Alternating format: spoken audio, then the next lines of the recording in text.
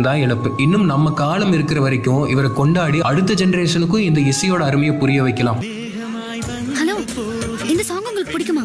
என்னங்க அப்படி கேட்டீங்க? எஸ் ஏ ராஜ்குமார் சாரோட பெரிய ஃபேன் நானு. சித்திரங்களை பாட சொல்லலாம், தென்றலை அஞ்சல் ஒன்று.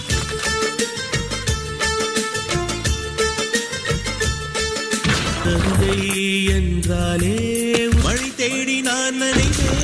சம்மதமா சம்மதமா வாசம் என்னை கிள்ளுகின்றது.